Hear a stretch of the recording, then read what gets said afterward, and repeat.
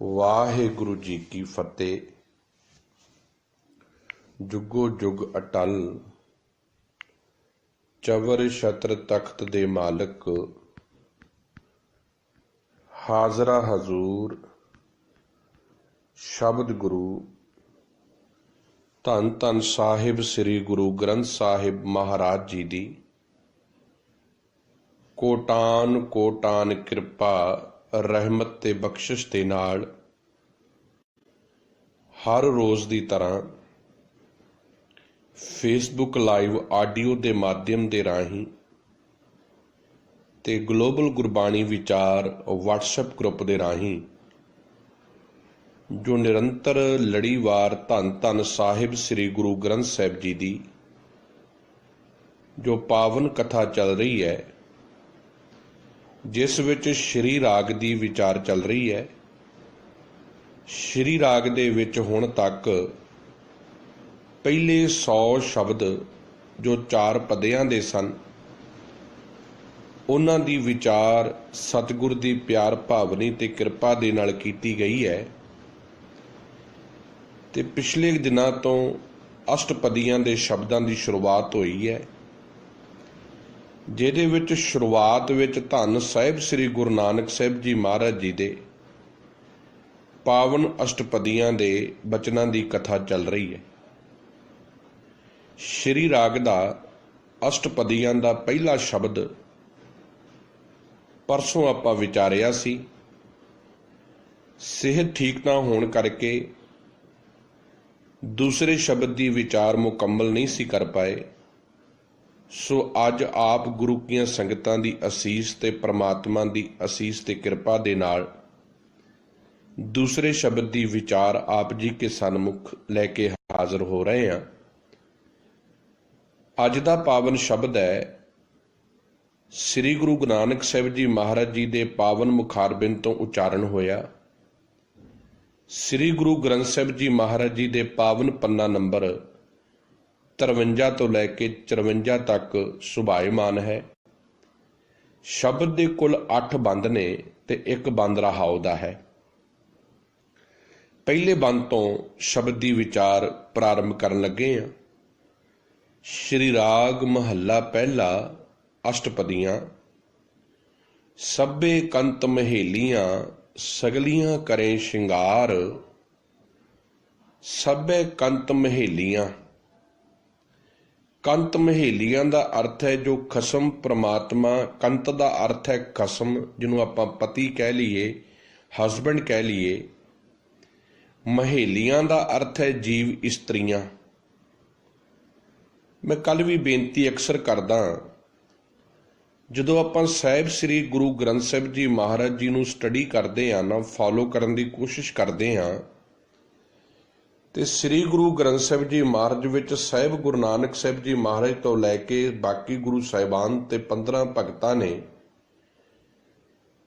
ਜੀਵ ਇਸਤਰੀ ਦੇ ਰੂਪ ਦੇ ਵਿੱਚ ਇਸ ਮਨੁੱਖ ਨੂੰ ਬਹੁਤ ਵਾਰੀ ਸਮਝਾਉਣ ਦੀ ਕੋਸ਼ਿਸ਼ ਕੀਤੀ ਹੈ, ਤਾਂ ਕਿ ਇਸ ਮਨੁੱਖ ਨੂੰ ਇਹ ਗੱਲ ਸਮਝ ਪਵੇ ਕਿ ਜਿਵੇਂ ਇਹ ਆਪਣੀ ਪਤੀ ਤੇ ਪਤਨੀ ਤੇ ਵਿਸ਼ਵਾਸ ਕਰਦਾ ਹੈ, ਇਹ ਚਾਹੁੰਦਾ ਹੈ ਕਿ ਮੇਰੀ ਪਤਨੀ ਮੇਰੇ ਨਾਲ ਵਫਾਈ ਕਰੇ, ਵਫਾਦਾਰੀ ਕਰੇ, ਮੇਰੀ ਪਤਨੀ ਦੇ ਉੱਤੇ ਮੇਰੇ ਪ੍ਰੇਮ ਦਾ ਰੰਗ ਚੜ੍ਹਿਆ ਹੋਵੇ, ਮੇਰੀ ਪਤਨੀ ਨੂੰ ਸਿਵਾਏ ਮੇਰੇ ਤੋਂ ਹੋਰ ਕੁਝ ਨਜ਼ਰ ਨਾ ਆਵੇ, ਤੇ ਉਹਦਾ ਸ਼ਿੰਗਾਰ, ਉਹਦਾ ਸਾਰਾ ਜਿਹੜਾ ਹੈ ਉਹ ਮੇਰੇ ਵਾਸਤੇ ਹੋਵੇ। ਇਸੇ ਕਰਕੇ ਸਤਿਗੁਰੂ ਜੀ ਨੇ ਇਸ ਮਨੁੱਖ ਨੂੰ ਇਹ ਗੱਲ ਸੌਖੇ ਤਰੀਕੇ ਨਾਲ ਸਮਝਾਉਣ ਵਾਸਤੇ ਇਸ ਆਤਮਾ ਨੂੰ ਜੀਵ ਇਸਤਰੀ ਦੇ ਰੂਪ ਦੇ ਵਿੱਚ ਇਹਨੂੰ ਸਮਝਾਉਣ ਦੀ ਕੋਸ਼ਿਸ਼ ਕੀਤੀ ਹੈ। ਕਹਿੰਦੇ ਜਿਵੇਂ ਤੂੰ ਚਾਹੁੰਦਾ ਹੈ ਨਾ ਕਿ ਪਤਨੀ ਤੇਰੇ ਹੁਕਮ ਦੇ ਵਿੱਚ ਚੱਲੇ, ਇਵੇਂ ਪਰਮਾਤਮਾ ਵੀ ਚਾਹੁੰਦਾ ਹੈ ਕਿ ਤੂੰ ਜੀਵ ਇਸਤਰੀ ਰੂਪੀ ਪਤਨੀ ਪਰਮਾਤਮਾ ਦੀ ਰਜ਼ਾ ਤੇ ਭਾਣੇ ਵਿੱਚ ਚੱਲੇ। ਜਿਵੇਂ ਤੈਨੂੰ ਨਹੀਂ ਨਾ ਚੰਗਾ ਲੱਗਦਾ ਆਪਣੀਆਂ ਪਤਨੀਆਂ ਦੀਆਂ ਚੁਤਰਾਈਆਂ ਸਿਆਣਪਾਂ, ਇਵੇਂ ਪਰਮਾਤਮਾ ਨੂੰ ਵੀ ਚੰਗਾ ਨਹੀਂ ਲੱਗਦਾ ਤੇਰੀਆਂ ਚੁਤਰਾਈਆਂ ਸਿਆਣਪਾਂ। ਉਹੀ ਪਤਨੀਆਂ ਖਸਮ ਵਾਲੀਆਂ, ਸੁਹਾਗ ਵਾਲੀਆਂ ਅਖਵਾਉਂਦੀਆਂ ਨੇ, ਜਿਹੜੀਆਂ ਪਤਨੀਆਂ ਆਪਣੇ ਪਤੀ ਦੇ ਕਹਿਣੇ ਵਿੱਚ ਚੱਲਦੀਆਂ ਨੇ, ਉਹਦੇ ਗੁਣਾਂ ਨੂੰ ਅਪਣਾਉਂਦੀਆਂ ਨੇ, ਉਹਨੂੰ ਗੁਣਾ ਕਰਕੇ ਪ੍ਰਭਾਵਿਤ ਕਰਦੀਆਂ ਨੇ। ਇਵੇਂ ਹੀ ਉਹ ਜੀਵ ਇਸਤਰੀਆਂ ਪਰਮਾਤਮਾ ਰੂਪੀ ਪਤੀ ਨੂੰ ਚੰਗੀਆਂ ਲੱਗਦੀਆਂ ਨੇ, ਜਿਹੜੀਆਂ ਪਰਮਾਤਮਾ ਦੀ ਰਜ਼ਾ ਤੇ ਹੁਕਮ ਦੇ ਵਿੱਚ ਤੁਰਦੀਆਂ ਹਨ। ਸਭੇ ਕੰਤ ਮਹੇਲੀਆਂ ਸਗਲੀਆਂ ਕਰੇ ਸ਼ਿੰਗਾਰ। ਹੁਣ ਸਤਿਗੁਰੂ ਜੀ ਨੇ ਇੱਥੇ ਗੱਲ ਸਮਝਾਉਣ ਦੀ ਕੋਸ਼ਿਸ਼ ਕੀਤੀ ਹੈ। ਕਹਿੰਦੇ ਸਾਰੀਆਂ ਹੀ ਜੀਵ ਇਸਤਰੀਆਂ ਉਸ ਪ੍ਰਮਾਤਮਾ ਦੀਆਂ। ਪਹਿਲੀ ਗੱਲ ਤੇ ਹੈ, ਜਿਸ ਮਨੁੱਖ ਨੇ ਵੀ ਇਸ ਸੰਸਾਰ ਦੇ ਵਿੱਚ ਜੀਵਨ ਧਾਰਿਆ ਹੈ, ਜੀਵਨ ਲਿਆ ਹੈ, ਜਨਮ ਲਿਆ ਹੈ, ਇਸਤਰੀ ਮਰਦ ਇਸ ਸੰਸਾਰੀ ਤੌਰ ਤੇ ਮੈਸਕੁਲਿਨ ਤੇ ਫੈਮਿਲਿਨ ਹੈ, ਪਰ ਪ੍ਰਮਾਤਮਾ ਹੀ ਕੇਵਲ ਇੱਕ ਮੇਲ ਹੈ, ਬਾਕੀ ਸਾਰੀਆਂ ਅਸੀਂ ਜੀਵ ਇਸਤਰੀਆਂ ਹਾਂ। ਤੋ ਸਾਹਿਬ ਕਹਿੰਦੇ ਇਹ ਸਾਰੀਆਂ ਜੀਵ ਇਸਤਰੀਆਂ ਨੇ ਉਸ ਨਿਰੰਕਾਰ ਪ੍ਰਭੂ ਪ੍ਰਮਾਤਮਾ ਦੀਆਂ, ਤੇ ਸਾਰੀਆਂ ਹੀ ਪ੍ਰਮਾਤਮਾ ਰੂਪੀ ਪਤੀ ਨੂੰ ਰਿਝਾਉਣ ਦੀ ਕੋਸ਼ਿਸ਼ ਕਰ ਰਹੀਆਂ ਨੇ।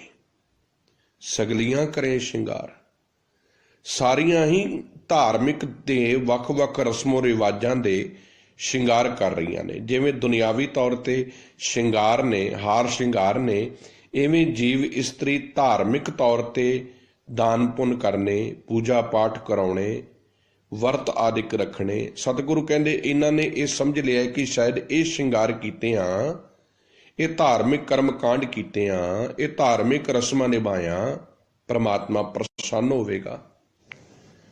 ਗਣਤ ਗਣਾਵਣ ਆਈਆਂ ਸੂਹਾ ਵੇਸ਼ ਵਿਕਾਰ।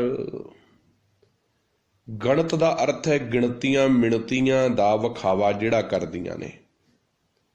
ਹੁਣ ਸਭ ਕਹਿੰਦੇ ਜਿਹੜੀਆਂ ਜੀਵ ਇਸਤਰੀਆਂ ਪਾਠ ਪੂਜਾ ਤੇ ਕਰਦੀਆਂ ਨੇ, ਧਾਰਮਿਕ ਰਸਮਾਂ ਕਰ ਰਹੀਆਂ ਨੇ, ਪਰ ਨਾਲ ਗਣਾਉਂਦੀਆਂ ਨੇ, ਚਿਤਾਰਦੀਆਂ ਨੇ ਪ੍ਰਮਾਤਮਾ ਨੂੰ। ਸਾਡੇ ਵਿੱਚ ਬਹੁਤਾਤ ਨੇ ਜਿਹੜੇ ਅਸੀਂ ਵੀ ਵੇਖਣ ਨੂੰ ਅਸੀਂ ਧਰਮੀ ਦਿਸਦੇ ਹਾਂ, ਪਰ ਚਿਤਾਰਦੇ ਹਾਂ ਬਾਰ-ਬਾਰ। ਵੇਖੋ ਜੀ, ਮੈਂ ਇੰਨਾ ਨਿਤਨੇਮ ਕਰਦਾ, ਰੋਜ਼ ਮੈਂ ਰੋਜ਼ ਇੰਨੇ ਬਾਣੀਆਂ ਪੜ੍ਹ ਲੈਂਦਾ ਹੈ, ਇੰਨੀ ਵਾਰੀ ਮੈਂ ਹਜ਼ੂਰ ਸਾਹਿਬ ਮੱਥਾ ਟੇਕ ਆਇਆ, ਇੰਨੀ ਵਾਰੀ ਮੈਂ ਫਲਾਨੀ ਜਗ੍ਹਾ ਮੱਥਾ ਟੇਕ ਆਇਆ।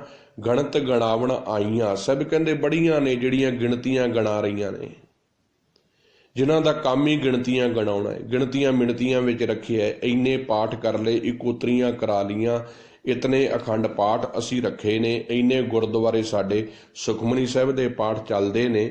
ਸਤਿਗੁਰੂ ਕਹਿੰਦੇ ਗਿਣਤੀਆਂ ਮਿਣਤੀਆਂ ਦੇ ਚੱਕਰਵਿਊਹ ਵਿੱਚ ਫਸੇ ਪਏ ਨੇ। ਗਣਤ ਗਣਾਵਣ ਆਈਆਂ, ਸਾਰੀ ਜ਼ਿੰਦਗੀ ਹੀ ਗਿਣਤੀਆਂ ਮਿਣਤੀਆਂ ਦੇ ਚੱਕਰਾਂ ਵਿੱਚ ਲੰਘ ਗਈ ਹੈ। ਆ ਮਾਲਾਵਾਂ ਜਪਣੀਆਂ ਗਿਣਤੀਆਂ ਮਿਣਤੀਆਂ ਦਾ ਹੀ ਰੂਪ ਹੈ। ਸਤਿਗੁਰੂ ਜੀ ਨੇ ਕਿਤੇ ਵੀ ਨਹੀਂ ਆਖਿਆ ਤੂੰ ਮਾਲਾ ਜਪਿਆ ਕਰ। ਸਾਹਿਬ ਜੀ ਕਹਿੰਦੇ ਸਤਿਗੁਰੂ ਸੇਤੀ ਗਣਤ ਜੋ ਰੱਖੈ। ਕਹਿੰਦੇ ਜੇ ਕੋਈ ਸਤਿਗੁਰ ਦੇ ਨਾਲ ਗਿਣਤੀਆਂ ਮਿਣਤੀਆਂ ਦਾ ਵਪਾਰ ਕਰਨ ਲੱਗ ਪਵੇ, ਹਲਤ ਪਲਤ ਸਭ ਤਿਸਕਾ ਗਿਆ। ਉਹਦਾ ਨਾ ਸੰਸਾਰ ਰਿਹਾ, ਨਾ ਨਿਰੰਕਾਰ ਰਿਹਾ, ਉਹਦਾ ਤੇ ਸਭ ਕੁਝ ਹੀ ਲੁੱਟ ਗਿਆ। ਕਿਉਂਕਿ ਸਾਡੀ ਜ਼ਿੰਦਗੀ ਪ੍ਰਮਾਤਮਾ ਦੀਆਂ ਗਿਣਤੀਆਂ ਮਿਣਤੀਆਂ 'ਚ ਹੈ। ਆ ਇੰਨੇ ਸੁਖਮਨੀ 40 ਸੁਖਮਨੀ ਸਾਹਿਬ ਦੇ ਪਾਠ ਕੀਤੇ ਆ, ਸਾਡੇ ਬੱਚੇ ਦਾ ਵੀਜ਼ਾ ਲੱਗ ਜਾਏਗਾ। ਤੇ ਉਹ ਜੇ ਸਾਡੇ ਵਰਗੇ ਜਿਹੜੇ ਪੁਜਾਰੀ ਵਰਗ ਹੈ, ਜਿਹੜਾ ਉਹੀ ਗਿਣਤੀਆਂ ਮਿਣਤੀਆਂ ਵਿੱਚ ਪਾ ਰਿਹਾ ਹੈ, ਗੁਸਤਾਖੀ ਮਾਫ। ਅੱਜ ਹਾਲਾਤ ਇਹ ਹੈ ਕਿ ਜਿਹੜਾ ਗਿਣਤੀਆਂ ਮਿਣਤੀਆਂ ਦੇ ਚੱਕਰਾਂ ਚੋਂ ਬਾਹਰ ਕੱਢ ਰਿਹਾ ਹੈ, ਉਹਨੂੰ ਨਾਸਤਿਕ ਕਿਹਾ ਜਾ ਰਿਹਾ ਹੈ, ਉਹਨੂੰ ਕਿਹਾ ਜਾ ਰਿਹਾ ਹੈ ਕਿ ਇਹ ਗੁੰਮਰਾਹ ਕਰ ਰਿਹਾ ਹੈ ਸੰਗਤ ਨੂੰ। ਤੇ ਜਿਹੜਾ ਗਿਣਤੀਆਂ ਮਿਣਤੀਆਂ ਦੇ ਝੂਠੇ ਪ੍ਰਚਾਰ ਦੇ ਵਿੱਚ ਉਹ ਕਰਮ ਕਾਂਡਾਂ ਪਖੰਡਾਂ ਵਿੱਚ ਪਾ ਰਿਹਾ ਹੈ, ਉਹਨੂੰ ਗੁਰਮੁਖ ਕਿਹਾ ਜਾ ਰਿਹਾ। ਕੈਸੀ ਦੁਨੀਆ ਆ ਗਈ ਹੈ, ਕੈਸੀ ਸੰਸਾਰ ਹੈ। ਸਤਿਗੁਰੂ ਗੁਰਦੇਵ ਜੀ ਮਹਾਰਾਜ ਕਹਿੰਦੇ ਗਣਤ ਗਣਾਵਣ ਆਈਆਂ, ਜਿਹੜੀਆਂ ਜੀਵ ਇਸਤਰੀਆਂ ਨਿਰੰਕਾਰ ਪ੍ਰਮਾਤਮਾ ਨੂੰ ਗਣਾਉਂਦੀਆਂ ਨੇ, ਬਾਰ-ਬਾਰ ਚਿਤਾਰਦੀਆਂ ਨੇ, ਗਿਣਤੀਆਂ ਮਿਣਤੀਆਂ ਉਹਦੇ ਨਾਲ ਕਰਦੀਆਂ ਨੇ। ਸੂਹਾ ਵੇਸ਼ ਵਿਕਾਰ, ਬੇਸ਼ੱਕ ਉਹ ਸੁਹਾਗ ਵਾਲੀਆਂ ਹੋਣ, ਬੇਸ਼ੱਕ ਉਹ ਧਰਮ ਦਾ ਬਾਣਾ ਉਹਨਾਂ ਨੇ ਪਾਇਆ ਹੋਵੇ, ਆਪਣੇ ਆਪ ਨੂੰ ਸੁਹਾਗਣ ਕਹਿੰਦੀਆਂ ਹੋਣ ਕਿ ਅਸੀਂ ਰੱਬ ਵਾਲੀਆਂ ਨੇ, ਪਰ ਸਭ ਕਹਿੰਦੇ ਉਹਨਾਂ ਦਾ ਇਹ ਬਾਣਾ ਵਿਕਾਰਾਂ ਤੋਂ ਜ਼ਿਆਦਾ ਕੁਝ ਨਹੀਂ। ਸੂਹਾ ਵੇਸ਼ ਵਿਕਾਰ, ਇਹ ਸੂਹਾ ਵਿਕਾਰ ਦਾ ਜਿਹੜਾ ਬਾਣਾ ਇਹਨਾਂ ਨੇ ਬਾਹਰੋਂ ਪਾਇਆ ਹੈ ਨਾ ਧਰਮ ਦਾ, ਇਹ ਸਿਰਫ ਵਿਕਾਰੀ ਹੈ, ਵਿਕਾਰ ਪੈਦਾ ਕਰ ਰਿਹਾ ਹੈ।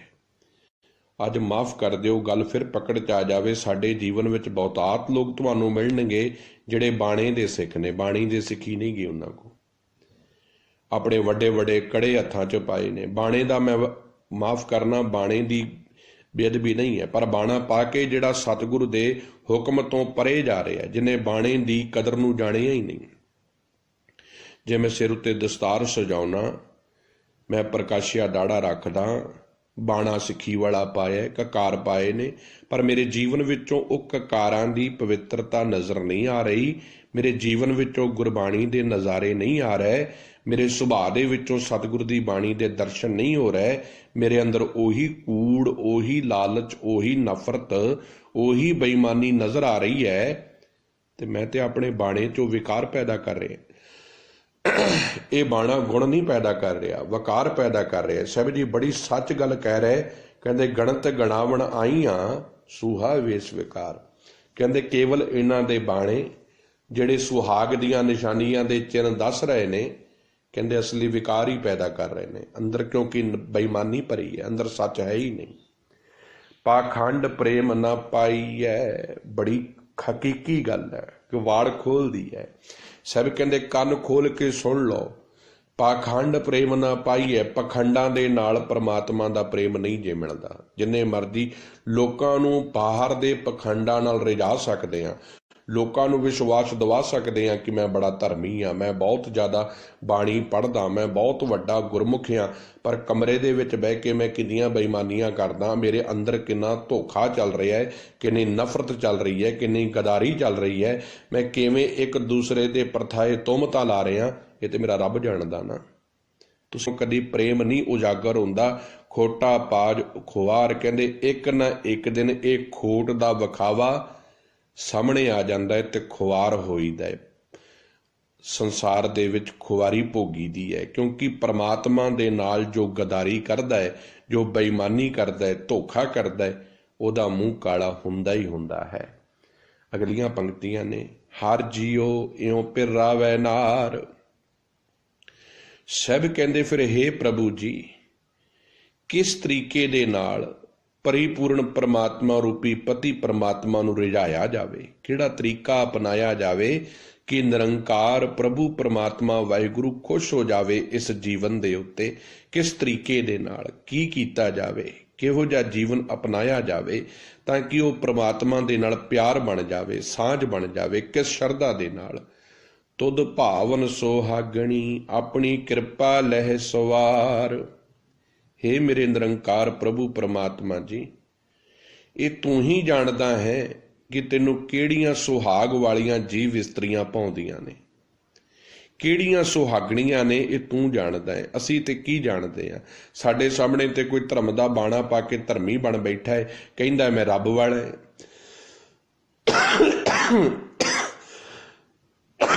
ਖਿਮਾ ਕਰਨਾ, ਉਹ ਕਹਿੰਦਾ ਮੇਰੇ ਵਿੱਚੋਂ ਰੱਬ ਦੇ ਦਰਸ਼ਨ ਹੁੰਦੇ ਨੇ ਤੇ ਅਸੀਂ ਉਹਦੇ ਮੱਥੇ ਟੇਕਣ ਲੱਗ ਪੈਂਦੇ ਹਾਂ ਪੈਰਾਂ 'ਚ। ਪਰ ਪਰਮਾਤਮਾ ਜੀ, ਇਹ ਤੂੰ ਹੀ ਜਾਣਦਾ ਹੈ ਕਿਹਨਾਂ ਨੇ ਬਾਣਾ ਪਖੰਡ ਦਾ ਪਾਇਆ ਹੈ ਤੇ ਕਿਹੜੇ ਅੰਦਰੋਂ ਨਿਰਮਲ ਤੇ ਬਾਹਰੋਂ ਨਿਰਮਲ ਨੇ। ਤੁਧ ਭਾਵਨ ਸੁਹਾਗਣੀ, ਉਹੀ ਸੁਹਾਗਣੀਆਂ ਨੇ ਜੋ ਤੈਨੂੰ ਭਾਉਂਦੀਆਂ ਨੇ, ਜੋ ਤੇਰੀ ਰਜ਼ਾ ਵਿੱਚ ਚੱਲਦੀਆਂ ਨੇ।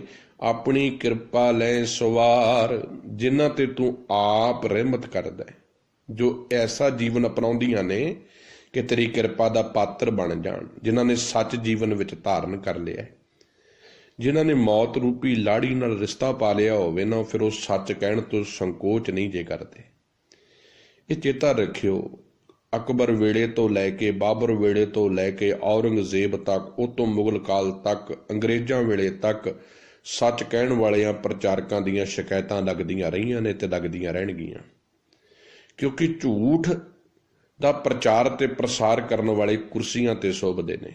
ਉਹਨਾਂ ਦਾ, ਜਿਨ੍ਹਾਂ ਦਾ ਧਿਆਨ ਮਾਇਆ ਹੈ ਨਾ, ਉਹਨਾਂ ਨੇ ਵਿਕਾਊ ਨੇ, ਉਹਨਾਂ ਨੇ ਬਾਣਾ ਸਿੱਖੀ ਦਾ ਪਾਇਆ। ਗਿਆਨ ਵੀ ਬੜਾ ਹੋਵੇਗਾ, ਬੜੀਆਂ ਧਰਮ ਦੀਆਂ ਗੱਲਾਂ ਉੱਚੀ ਬਾਹਾਂ ਮਾਰ ਮਾਰ ਕੇ ਕਰਨਗੇ, ਬਹੁਤ ਧਰਮ ਦਾ ਵਿਖਾਵਾ ਕਰਨਗੇ, ਪਰ ਵਿਕੇ ਹੋਣਗੇ। ਤੁਹਾਨੂੰ ਵੇਚ ਕੇ ਰੱਖ ਦੇਣਗੇ, ਤੁਹਾਨੂੰ ਵੇਚ ਦੇਣਗੇ ਤੁਹਾਡੇ ਸਿਧਾਂਤਾਂ ਨੂੰ, ਤੁਹਾਡੇ ਮਿਠਾਸ ਨੂੰ, ਤੁਹਾਡੀ ਗੁਰਬਾਣੀ ਦੇ ਅਟਲ ਨਿਯਮ ਨੂੰ। ਤੇ ਬੜੇ ਐਸੇ ਨੇ ਜਿਹੜੇ ਵੇਚ ਕੇ ਬੈਠੇ ਨੇ, ਜਿਹੜੇ ਲਵ ਕੁਸ਼ ਦੀ ਔਲਾਦ ਕਹਿ ਰਹੇ ਨੇ, ਜਿਹੜੇ ਛੋਟੇ ਸਾਹਿਬਜ਼ਾਦਿਆਂ ਨੂੰ ਵਿਸ਼ਨੂੰ ਦੇ ਅਵਤਾਰ ਕਹਿ ਰਹੇ ਨੇ, ਪਤਾ ਨਹੀਂ ਕੀ ਕੁਝ ਕਹੀ ਜਾ ਰਹੇ ਨੇ, ਤੇ ਉਹਨਾਂ ਦੇ ਉੱਤੇ ਕੋਈ ਫਤਵਾ ਨਹੀਂ, ਉਹਨਾਂ ਦੇ ਉੱਪਰ ਕੋਈ ਜਥੇਦਾਰ ਦਾ ਕੁਛ ਨਹੀਂ। ਕੈਸੀ ਬਾਤ ਆ ਗਈ ਹੈ। ਜਿਹੜੇ ਸਰੇਆਮ ਸਾਨੂੰ ਹਿੰਦੂ ਤਰਾਜੂ ਦੇ ਵਿੱਚ ਪਾਉਣ ਲਈ ਬੈਠੇ ਨੇ, ਸਰੇਆਮ ਆਪਣੀਆਂ ਗੱਲਾਂ ਦੇ ਰਾਹੀਂ ਸਾਨੂੰ ਇਹ ਸਾਬਤ ਕਰਨ ਤੇ ਲੱਗੇ ਨੇ ਕਿ ਇਹ ਹਿੰਦੂ ਨੇ, ਇਹ ਸਿੱਖ ਨਹੀਂ, ਸਿੱਖ ਕੋਈ ਵੱਖਰੀ ਕੌਮ ਨਹੀਂ, ਉਹਨਾਂ ਦਾ ਸਨਮਾਨ ਹੈ, ਉਹਨਾਂ ਦੇ ਗਲਾਂ ਦੇ ਵਿੱਚ ਸਰੋਪੇ ਨੇ। ਤੇ ਜਿਹੜੇ ਸੱਚ ਦੀ ਗੱਲ कह के कह रहे ने, वो नहीं भाई, साडी वक्री हैसियत है, साडा वक्रा सिद्धांत है, साडा वक्रा नियम है, साडा गुरु धन गुरु ग्रंथ साहब है। असी किसी देहधारी पखंडी किसी संप्रदावां नूं नहीं मानते, उन्हां दी विरोधता है, क्योंकि सच का विरोधी है। ये गल लड़ाई झूठ ते सच दी है ते सदैवी रहूगी। ते सतगुरु कहंदे ने, गुरसिख प्रचारक ने ये नहीं वेखना कि दुनिया की कहती, उन्हें वेखना है कि मैं परमात्मा के घर दे विच सुरखरू होना है। जो प्रचारक बनता है ना वीर मेरे, उसकी ड्यूटी बन जाती है, सच सुनाए सो सच की बेला, वो सच कवे। जिन्ना अंदर सच सो सच्चा नाम, मुख सच अलाए, वो हर मार्ग आप चलदा, होरना नूं हर मार्ग पावे। प्रचारक दा ये नियम है, प्रचारक दा ये असूल है कि वो सच की गल लोकां तक बिना किसी डर भै तो परमात्मा की बात संगतां तक पहुँचावे। जो ऐसा नहीं ना कर रहा, तो जे डर रहा है तो सच जानियो फिर वो धोखा दे रहा है। तो जो गुरु गोपे अपना से नर बुरियारी, सब कहते जे कोई गुरु की गल लुकाउंदा है, गुरु की गल कहण तो संकोच करता है, उस गुरु जी की सिद्धांतक बात नूं वल फरेब करके पहुँचाउंदा है, कहते ऐसे पापियां दे दीदार भी नहीं करने चाहिए।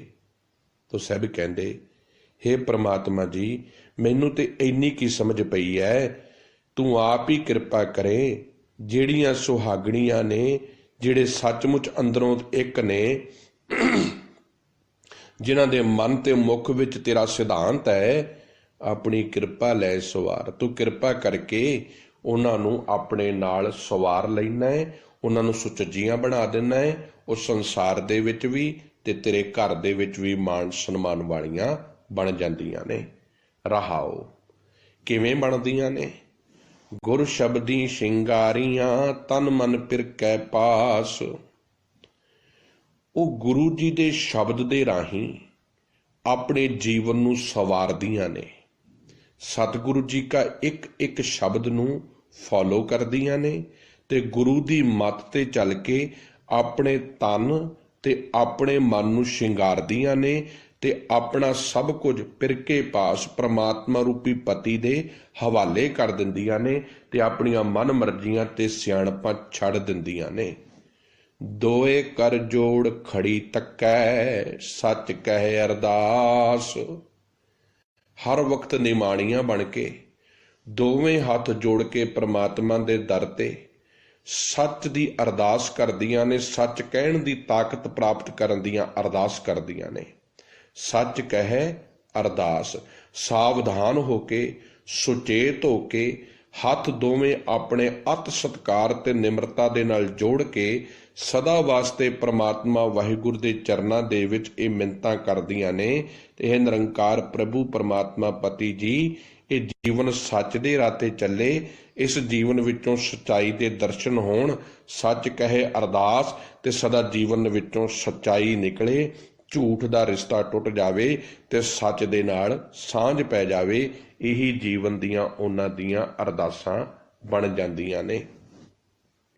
लाल रती सच भै वसी, भाए रती रंग रास।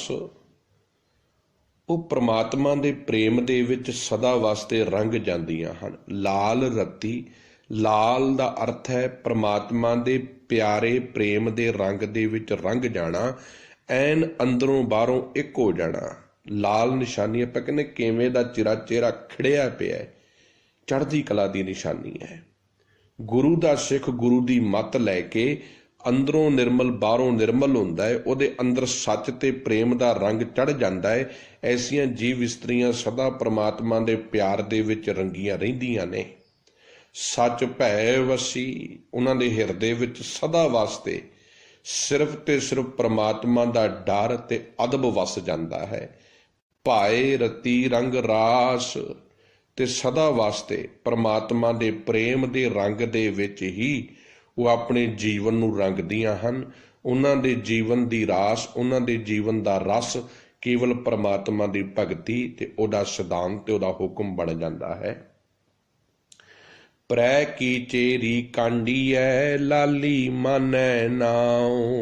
प्रै दा अर्थ है परमात्मा पति, की चेरी ਉਹਦੀ ਚੇਲੀ ਗੋਲੀ ਕਾਂਢੀ ਹੈ, ਕਹੀ ਜਾਂਦੀ ਹੈ। ਕਾਂਢੀਏ ਦਾ ਅਰਥ ਹੈ ਕਹੀ ਜਾਂਦੀ ਹੈ, ਭਾਵ ਸੰਬੋਧਨ ਕੀਤੀ ਜਾਂਦੀ ਹੈ। ਲਾਲੀ ਮਾਨੈ ਨਾਉ, ਉਹ ਭਾਵ ਚੇਰੀ ਦਾਸੀ ਬਣ ਕੇ ਪਰਮਾਤਮਾ ਦੇ ਨਾਮ ਵਾਲੀ ਬਣ ਜਾਂਦੀ ਹੈ। ਸਮੁੱਚੀ ਪੰਕਤੀ ਦੇ ਅਰਥ ਨੇ, ਜਿਹੜੀਆਂ ਜੀਵ ਇਸਤਰੀਆਂ ਪ੍ਰਭੂ ਜੀ ਦੇ ਚਰਨਾਂ ਦੇ ਸੇਵਕ ਬਣ ਜਾਂਦੀਆਂ ਹਨ, ਜੋ ਹਰ ਵਕਤ ਪ੍ਰਮਾਤਮਾ ਨੂੰ ਹੀ ਆਪਣੇ ਜੀਵਨ ਦਾ ਆਸਰਾ, ਆਪਣੇ ਜੀਵਨ ਦਾ ਸਹਾਰਾ ਬਣਾਉਂਦੀਆਂ ਹਨ, ਜਿਨ੍ਹਾਂ ਦੇ ਜੀਵਨ ਦੇ ਵਿੱਚ ਸਿਰਫ ਤੇ ਸਿਰਫ ਇੱਕ ਅਕਾਲ ਪੁਰਖ ਤੇ ਭਰੋਸਾ ਵੱਧ ਜਾਂਦਾ ਹੈ। ਉਹ ਜਣੇ ਖਣੇ ਦੇ ਗੋਲੇ ਨਹੀਂ ਬਣੇ ਫਿਰਦੇ। ਅੱਜ ਜਣੇ ਖਣੇ ਦੀਆਂ ਕੁਰਸੀਆਂ ਦੀ ਗੁਲਾਮੀ ਨਹੀਂ ਕਰਦੇ ਫਿਰਦੇ। ਚੰਦਕ ਕੁਰਸੀਆਂ ਪ੍ਰਾਪਤ ਕਰਨ ਵਾਸਤੇ ਆਪਣੇ ਆਪ ਨੂੰ ਵੇਚਦੇ ਨਹੀਂ। ਉਹਨਾਂ ਦੇ ਅੰਦਰ ਸੱਚ ਟਿਕ ਜਾਂਦਾ ਹੈ। ਐਸੀਆਂ ਜੀਵ ਇਸਤਰੀਆਂ ਸੱਚ ਦੇ ਗੁਲਾਮ ਹੁੰਦੀਆਂ ਨੇ, ਝੂਠ ਦੀ ਗੁਲਾਮੀ ਨਹੀਂ ਕਰਦੀਆਂ। ਪ੍ਰੈਕੀ ਚੇਰੀ ਕਾਂਢੀ ਹੈ, ਕਹਾਈ ਜਾਂਦੀ ਹੈ, ਕਹੀ ਜਾਂਦੀ ਹੈ। ਉਹ ਚੇਲੀ ਪਰਮਾਤਮਾ ਦੀ, ਜਿਹਦੇ ਅੰਦਰ ਪਰਮਾਤਮਾ ਦੇ ਗੁਣ ਵਸ ਜਾਂਦੇ ਹਨ, ਜੋ ਪਰਮਾਤਮਾ ਦੇ ਪ੍ਰੇਮ ਦੇ ਵਿੱਚ ਰੰਗ ਜਾਂਦੀਆਂ ਹਨ। ਲਾਲੀ ਮਾਨੈ ਨਾਉ, ਐਸੀਆਂ ਪਰਮਾਤਮਾ ਦੀਆਂ ਹੀ ਗੋਲੀਆਂ ਅਖਵਾਉਂਦੀਆਂ ਨੇ, ਕਿਉਂਕਿ ਉਹਨਾਂ ਦੇ ਨਾਮ ਨਾਲ ਪਰਮਾਤਮਾ ਦਾ ਨਾਮ ਜੁੜ ਜਾਂਦਾ ਹੈ। ਸਾਚੀ ਪ੍ਰੀਤ ਨ ਟੁੱਟਈ, ਸਾਚੇ ਮੇਲ ਮਿਲਾਓ। ਫਿਰ ਉਹਨਾਂ ਦੇ ਹਿਰਦੇ ਦੇ ਵਿੱਚ ਐਸੀ ਗੂੜੀ ਪਰਮਾਤਮਾ ਦੇ ਹੁਕਮ ਨਾਲ, ਉਹਦੇ ਪ੍ਰੇਮ ਨਾਲ ਸੱਚੀ ਪ੍ਰੀਤ ਬਣ ਜਾਂਦੀ ਹੈ। ਫਿਰ ਭਾਵੇਂ ਦੁਨੀਆ ਕਿਤਨੀ ਵੀ ਅਤਿਆਚਾਰ ਕਰੇ, ਭਾਵੇਂ ਉਹਨਾਂ ਦੇ ਗਲਾਂ ਵਿੱਚ ਬੰਦ ਕਰਕੇ ਉਹਨਾਂ ਦੇ ਬੱਚਿਆਂ ਦੇ ਟੁਕੜੇ ਪਾ ਦਿੱਤੇ ਜਾਣ, ਭਾਵੇਂ ਬੰਦ ਕੱਟੇ ਜਾਣ, ਚਰਖੜੀਆਂ ਤੇ ਚਾੜੇ ਜਾਣ, ਇਹ ਫਿਰ ਪ੍ਰੀਤ ਨਹੀਂ ਟੁੱਟਦੀ। ਕਿਉਂਕਿ ਝੂਠੀ ਪ੍ਰੀਤ ਨਹੀਂ ਹੈ, ਸਾਡੀ ਵਰਗੀ ਨਹੀਂ ਹੈ ਜਿਹੜੇ ਪਦਾਰਥਾਂ ਦੀ ਪ੍ਰੀਤ ਹੈ ਕਿ ਜਦੋਂ ਰੱਬ ਦੇ ਕੋਲੋਂ ਦਾਤਾਂ ਮਿਲ ਰਹੀਆਂ ਨੇ ਤੇ ਰੱਬ ਮੇਰਾ ਹੈ, ਤੇ ਜਿੱਦਣ ਦਾਤਾਂ ਨਹੀਂ ਮਿਲੀਆਂ, ਕੋਈ ਦੁੱਖ ਆ ਗਿਆ ਤੇ ਰੱਬ ਨੂੰ ਛੱਡ ਕੇ ਕਿਸੇ ਹੋਰ ਦੇ ਦਰ ਤੇ ਮੱਥਾ ਟੇਕਣ ਤੁਰ ਪਏ। ਮਾਫ ਕਰਿਓ, ਸਾਡੀ ਸੁਰਤ ਸਿੱਖੀ ਨਹੀਂ ਬਣ ਸਕੀ। ਸੁਰਤ ਦੇ ਵਿੱਚ ਸੰਪਰਦਾਵਾਂ ਨੇ, ਸੁਰਤ ਵਿੱਚ ਬਹੁਤ ਕੁਝ ਹੈ। ਸਰੀਰ ਤੋਂ ਅਸੀਂ ਸਿੱਖ ਸਾਰੇ ਅਖਵਾ ਰਹੇ ਹਾਂ। ਕੋਈ ਗੁਰੂ ਨਾਨਕ ਨਾਮ ਲੇਵਾ ਅਖਵਾ ਰਿਹਾ, ਸਰੀਰ ਦੇ ਸਿੱਖਿਆ, ਜਦ ਕਿ ਗੁਰਬਾਣੀ ਸੁਰਤ ਦੀ ਸਿੱਖੀ ਕਹਿੰਦੀ ਹੈ। ਜੇ ਮੇਰੀ ਸੁਰਤ ਗੁਰੂ ਨਾਨਕ ਦੇ ਸਿਧਾਂਤਾਂ ਦੀ ਸਿੱਖਿਆ ਨਾ, ਜੇ ਮੇਰੀ ਸੁਰਤ ਗੁਰਬਾਣੀ ਗੁਰੂ ਸ਼ਬਦ ਦੀ ਸਿੱਖਿਆ ਨਾ, ਫਿਰ ਇਹ ਸਰੀਰ ਨੂੰ ਭਾਵੇਂ ਕੋਈ ਕਿਤਨੇ ਲਾਲਚ ਦਵੇ, ਕਿਤਨੇ ਤਸੀਹੇ ਦਵੇ, ਇਹ ਸੁਰਤ ਨਹੀਂ ਕਦੀ ਟੁੱਟੂਗੀ। ਕਿਉਂਕਿ ਸੁਰਤ ਵਿੱਚ ਗੁਰੂ ਨਾਨਕ ਦੀ ਸਿੱਖੀ ਹੈ, ਗੁਰੂ ਨਾਨਕ ਦਾ ਸਿਧਾਂਤ ਹੈ।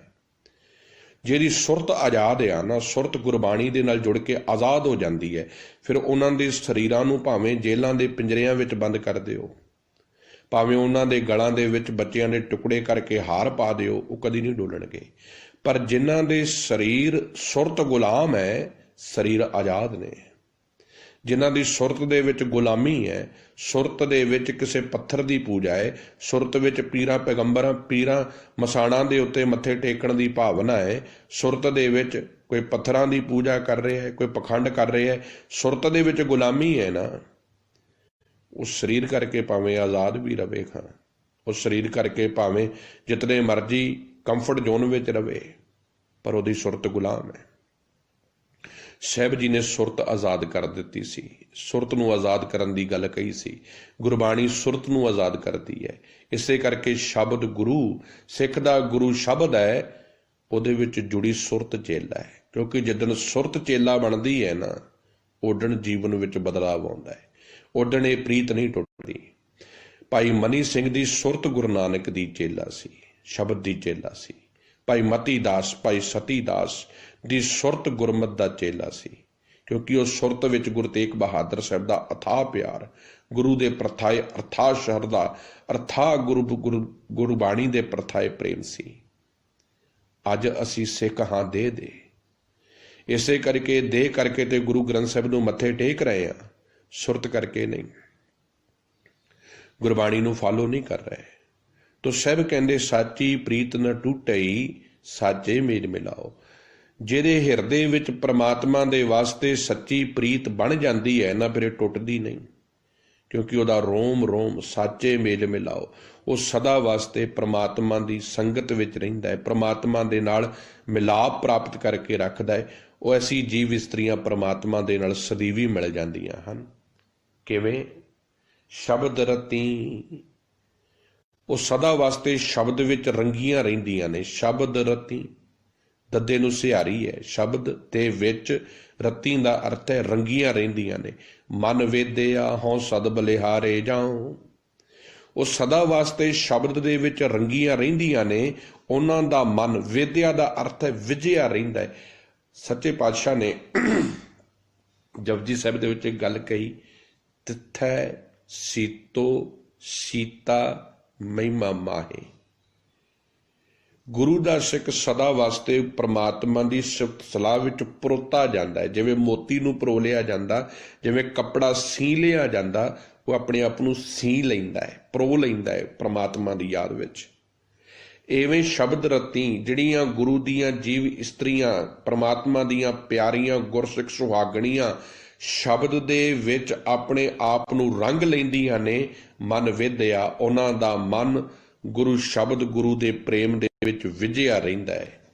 ਹੁਣ ਸਦ ਬਲਿਹਾਰੇ ਜਾਉ, ਸਭ ਕਹਿੰਦੇ ਉਹਨਾਂ ਤੋਂ ਮੈਂ ਸਦਾ ਸਦਕੇ ਤੇ ਕੁਰਬਾਨ ਜਾਨਾ ਹਾਂ। ਅਜਿਹੀਆਂ ਜੀਵ ਇਸਤਰੀਆਂ ਸੋ ਸਾ ਤਨ ਰੰਡ ਨਾ ਬੈਸਈ, ਜੇ ਸਤਿਗੁਰੂ ਮਾਏ ਸਮਾਏ। ਰੰਡ ਦਾ ਅਰਥ ਹੁੰਦਾ ਹੈ ਉਹ ਔਰਤ ਜਿਹਦਾ ਪਤੀ ਤੇ ਮਰ ਜਾਵੇ, ਜਿਹਨੂੰ ਦੁਹਾਗਣ ਕਹਿੰਦੇ, ਜਿਹਦਾ ਪਤੀ ਮਰ ਜਾਵੇ, ਵਿਧਵਾ। ਸਭ ਕਹਿੰਦੇ ਜਿਹੜੀਆਂ ਜੀਵ ਇਸਤਰੀਆਂ ਪ੍ਰਮਾਤਮਾ ਦੀ ਰਜ਼ਾ ਤੇ ਹੁਕਮ ਨੂੰ ਅਪਣਾ ਲੈਂਦੀਆਂ ਨੇ, ਆਪਣੀ ਮਨ ਦੀ ਮਤ ਤਿਆਗ ਦਿੰਦੀਆਂ ਨੇ, ਸੇ ਤਨ ਰੰਡ ਨਾ ਬੈਸਈ, ਉਹ ਕਦੀ ਵੀ ਵਿਧਵਾ ਨਹੀਂ ਹੁੰਦੀਆਂ, ਕਿਉਂਕਿ ਉਹਨਾਂ ਦਾ ਪਤੀ ਪ੍ਰਮਾਤਮਾ ਬਣ ਜਾਂਦਾ ਹੈ। ਉਹ ਵਿਧਵਾ ਨਹੀਂ ਹੁੰਦੀਆਂ। ਸਾ ਤਨ ਰੰਡ ਨਾ ਬੈਸੀ, ਜਿਹੜੀਆਂ ਜੀਵ ਇਸਤਰੀਆਂ ਗੁਰੂ ਦੇ ਸ਼ਬਦ ਵਿੱਚ ਸੁਰਤ ਜੋੜ ਰੱਖਦੀਆਂ ਹਨ, ਉਹ ਕਦੀ ਵਿਧਵਾ ਨਹੀਂ ਹੋ ਕੇ ਬਹਿੰਦੀਆਂ। ਭਾਵ ਉਹਨਾਂ ਦਾ ਖਸਮ ਸਾਈਂ ਸਦਾ ਉਹਨਾਂ ਦੇ ਸਿਰ ਉੱਤੇ ਟਿਕਿਆ ਰਹਿੰਦਾ। ਉਹ ਸਦਾ ਕਸਮ ਵਾਲੀਆਂ, ਪ੍ਰਮਾਤਮਾ ਵਾਲੀਆਂ ਬਣੀਆਂ ਰਹਿੰਦੀਆਂ ਹਨ। ਪਿਰ ਰਿਸਾਲੂ ਨੌ ਤਣੋ, ਸਾਚੋ ਮਰੇ ਨਾ ਜਾਏ। ਪਿਰ ਰਾਰੇ ਥੱਲੇ ਔਂਕੜ ਹੈ, ਪਤੀ ਪ੍ਰਮਾਤਮਾ ਵਾਹਿਗੁਰੂ ਅਕਾਲ ਪੁਰਖ। ਰਿਸਾਲੂ, ਰਿਸਾਲੂ ਦਾ ਅਰਥ ਹੈ ਆਨੰਦ ਦਾ ਘਰ, ਆਨੰਦ ਦਾ ਸੋਮਾ, ਰਸਾਂ ਦਾ ਘਰ। ਨੌ ਤਣੋ, ਨੌ ਤਣੋ ਦਾ ਅਰਥ ਹੈ ਨਵਾਂ, ਜਿਸ ਦਾ ਪਿਆਰ ਕਦੀ ਵੀ ਪੁਰਾਣਾ ਨਹੀਂ ਹੁੰਦਾ, ਜਿਸ ਦੇ ਪਿਆਰ ਪ੍ਰੇਮ ਦੇ ਵਿੱਚ ਸਦਾ ਨਵਾਂ ਪਨ ਹੈ। ਨਾ ਜਾਏ, ਨਹੀਂ ਜੰਮਦਾ, ਨਹੀਂ ਮਰਦਾ। ਸਭ ਕਹਿੰਦੇ ਪਿਰ ਰਸਾਲੂ, ਉਹ ਫਿਰ ਉਹ ਖਸਮ ਵੀ ਐਸਾ ਹੈ, ਉਹ ਪਰਮਾਤਮਾ ਰੂਪੀ ਪਤੀ ਵੀ ਐਸਾ ਹੈ। ਨੌ ਤਣੋ, ਜੋ ਆਨੰਦ ਦਾ ਸੋਮਾ ਹੈ, ਜੋ ਪ੍ਰੇਮ ਦਾ ਸੋਮਾ ਹੈ, ਜਿਸ ਦਾ ਪਿਆਰ ਨਿਤ ਨਵਾਂ ਹੈ। ਸਾਹਿਬ ਮੇਰਾ ਨੀਤ ਨਵਾਂ, ਸਦਾ ਸਦਾ ਦਾਤਾਰ। ਸਾਹਿਬ ਦੇ ਪਿਆਰ ਦੇ ਵਿੱਚ ਰੋਜ਼ ਨਵਾਂਪਨ ਹੈ। ਉਹਦੇ ਪਿਆਰ ਨੂੰ ਕਦੀ ਕੋਈ ਬੋਰ ਨਹੀਂ ਹੁੰਦਾ। ਬਾਣੀ ਪੜ੍ਹ ਕੇ ਵੀ ਕਦੀ ਕੋਈ ਬੋਰ ਹੁੰਦਾ ਹੈ। ਕਿਸੇ ਨੇ ਆਖਿਆ ਕਦੀ ਰੋਜ਼ ਅਸੀਂ ਇੱਕ ਹੀ ਸ਼ਬਦ ਪੜ੍ਹੀ ਜਾਂਦੇ ਹਾਂ ਜੀ, ਦੂਜੀ ਵਾਰੀ ਨਹੀਂ ਸੁਣਨਾ। ਕਿੰਨੇ ਰਾਗੀਆਂ ਨੇ ਇੱਕ ਹੀ ਸ਼ਬਦ ਪਤਾ ਨਹੀਂ ਕਿੰਨੀ ਵਾਰੀ ਗਾ ਦਿੱਤਾ ਹੈ, ਪਰ ਓਨੀ ਵਾਰੀ ਹੀ ਰਸ ਹੈ, ਓਨੀ ਵਾਰੀ ਹੀ ਰਸ ਹੈ।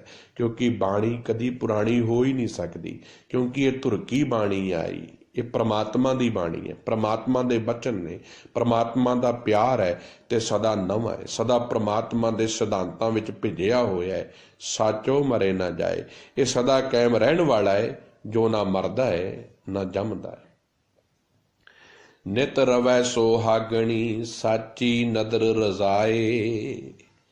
ਫਿਰ ਕਹਿੰਦੇ ਐਸੀਆਂ ਜੀਵ ਇਸਤਰੀਆਂ ਜਿਨ੍ਹਾਂ ਦਾ ਪ੍ਰਮਾਤਮਾ ਸੁਹਾਗ ਬਣ ਜਾਂਦਾ ਹੈ, ਉਹ ਨਿਤ ਪ੍ਰਮਾਤਮਾ ਦੀ ਮਿਹਰ ਦੇ ਨਾਲ ਨਿਰੰਕਾਰ ਦੀ ਨਜ਼ਰ ਦੇ ਵਿੱਚ ਰਹਿੰਦੀਆਂ ਨੇ, ਕਿਉਂਕਿ ਉਹ ਆਪਣੇ ਜੀਵਨ ਨੂੰ ਸਾਚੀ ਨਦਰ ਰਜ਼ਾਏ, ਉਹ ਆਪਣੀ ਰਜ਼ਾ ਅਨੁਸਾਰ ਹੀ, ਪ੍ਰਮਾਤਮਾ ਦੇ ਹੁਕਮ ਦੀ ਰਜ਼ਾ ਦੇ ਨਿਰੰਕਾਰ ਹੀ ਉਹਨਾਂ ਨੂੰ ਸਮਝ ਆ ਜਾਂਦੀ ਹੈ ਕਿ ਨਿਰੰਕਾਰ ਦੀ ਰਜ਼ਾ ਦੇ ਵਿੱਚ ਰਹਿਆਂ ਹੀ ਜੀਵਨ ਜਿਉਣਾ ਚਾਹੀਦਾ ਹੈ।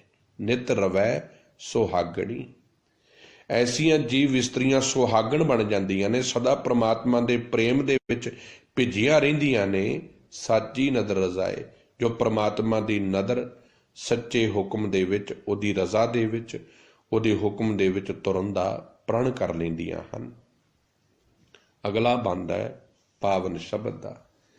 ਸਾਚ ਧੜੀ ਮਨ ਮਾਂਡੀਐ, ਕਾਪੜ ਪ੍ਰੇਮ ਸ਼ਿੰਗਾਰ।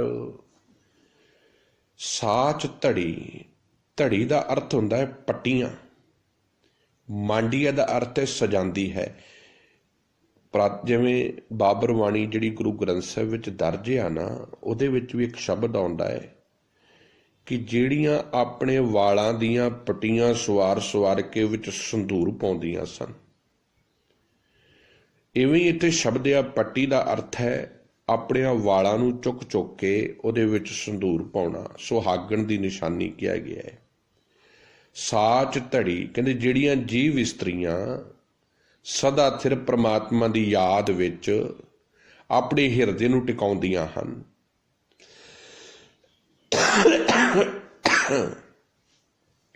ਸਦਾ ਪ੍ਰਮਾਤਮਾ ਦੇ ਪ੍ਰੇਮ ਦੇ ਵਿੱਚ ਟਿਕ ਜਾਂਦੀਆਂ ਹਨ, ਉਹਨਾਂ ਦਾ ਮਨ ਟਿਕ ਜਾਂਦਾ ਹੈ, ਚੰਚਲਤਾਈ ਖਤਮ ਹੋ ਜਾਂਦੀ ਹੈ, ਫਿਰ ਉਹਨਾਂ ਨੂੰ ਭਰੋਸਾ ਵੱਧ ਜਾਂਦਾ ਹੈ ਸਾਡੇ ਜੀਵਨ ਦਾ ਆਧਾਰ ਕੇਵਲ ਪ੍ਰਮਾਤਮਾ ਹੈ। ਤੇ ਉਹ ਸਭ ਕਹਿੰਦੇ ਮਾਨੋ ਉਹ ਸਦਾ ਪ੍ਰਭੂ ਨੂੰ ਪ੍ਰਸੰਨ ਕਰ ਲੈਂਦੀਆਂ ਹਨ, ਪ੍ਰਮਾਤਮਾ ਨੂੰ ਪ੍ਰਸੰਨ ਕਰ ਲੈਂਦੀਆਂ ਹਨ, ਕਿਉਂਕਿ ਉਹ ਆਪਣੇ ਕੇਸਾਂ ਦੀਆਂ ਪੱਟੀਆਂ ਸਵਾਰਦੀਆਂ ਹਨ ਤਾਂ ਕਿ ਪ੍ਰਭੂ ਦੇ ਪਿਆਰ ਰੂਪੀ ਸੋਹਣੇ ਕੱਪੜੇ ਪਾ ਕੇ ਹੁਕਮ ਨੂੰ ਮੰਨਣ ਦੇ ਗਹਿਣਿਆਂ ਦਾ ਸ਼ਿੰਗਾਰ ਬਣਾ ਲੈਂਦੀਆਂ ਹਨ। ਗੱਲ ਸਮਝ ਆ ਜਾਵੇ। ਸਾਚ ਧੜੀ ਮਨ ਮਾਂਡੀ, ਧਨ ਮਾਂਡੀ ਹੈ। ਧਨ ਦਾ ਅਰਥ ਹੈ ਜੀਵ ਇਸਤਰੀ ਆਪਣੇ ਕੇਸਾਂ ਰੂਪੀ ਵਾਲਾਂ ਦੇ ਵਿੱਚ ਸੱਚ ਦਾ ਸੰਧੂਰ ਪਾਉਂਦੀਆਂ ਹਨ, ਭਾਵ ਉਹਨਾਂ ਦੇ ਮੱਥੇ ਦੇ ਵਿੱਚ ਜਿਹੜੀ ਮੱਤ ਹੈ ਉਹਦੇ ਵਿੱਚ ਉਹ ਸੱਚ ਦਾ ਪ੍ਰਵੇਸ਼ ਕਰ ਲੈਂਦੀਆਂ ਹਨ, ਆਪਣੀ ਮੱਤ ਨੂੰ ਝੂਠ ਤੋਂ ਹਟਾ ਕੇ ਸੱਚ ਨਾਲ ਜੋੜ ਲੈਂਦੀਆਂ ਹਨ। ਮਾਂਡੀ ਹੈ ਇਸ ਤਰੀਕੇ ਦੇ ਨਾਲ ਉਹ ਆਪਣੇ ਜੀਵਨ ਨੂੰ ਸੱਚ ਦੇ ਰਸਤੇ ਤੇ ਸਜਾਉਂਦੀਆਂ ਹਨ। ਤੇ ਜਿਹੜੇ ਉਹ ਕੱਪੜੇ ਪਹਿਨਦੀਆਂ ਹਨ, ਕਾਪੜ ਪ੍ਰੇਮ, ਉਹ ਪ੍ਰੇਮ ਦੇ ਕੱਪੜੇ, ਪਰਮਾਤਮਾ ਦੇ ਪ੍ਰੇਮ ਦੇ ਕੱਪੜੇ ਪਹਿਨਦੀਆਂ ਹਨ, ਸ਼ਿੰਗਾਰ ਜਿਹਦੇ ਨਾਲ ਆਪਣੇ ਤਨ ਮਨ ਨੂੰ ਸੱਚ ਦੇ ਸ਼ਿੰਗਾਰ ਦੇ ਨਾਲ ਜੀਵਨ ਨੂੰ ਸੱਚ ਦੇ ਰਾਹ ਤੇ ਤੋਰਨ ਦੀ ਰਸਤੇ ਤੇ ਚੱਲ ਪੈਂਦੀਆਂ ਹਨ। ਚੰਦਨ ਚੀਤ ਵਸਾਇਆ ਮੰਦਰ ਦਸਵਾਂ ਦੁਆਰ। ਚਿੱਤ, ਚੀਤ ਦਾ ਅਰਥ ਹੈ ਤੱਤੇ ਨੂੰ ਸਿਹਾਰੀ ਹੈ, ਭਾਵ ਅਰਥ ਹੈ ਚਿੱਤ ਵਿੱਚ। ਦੀਪਕ ਦਾ ਅਰਥ ਹੈ ਦੀਵਾ। ਸ਼ਬਦ ਗੁਰੂ ਦੇ ਸ਼ਬਦ ਵਿੱਚ ਵਿਗਾਸਿਆ ਆਪਣੇ ਹਿਰਦੇ ਹੁਲਾਰੇ ਵਿੱਚ ਲਿਆਂਦਾ ਹੈ। ਦੀਪਕ ਸ਼ਬਦ ਵਿਗਾਸਿਆ RAM ਨਾਮ ਉਰਹਾਰ।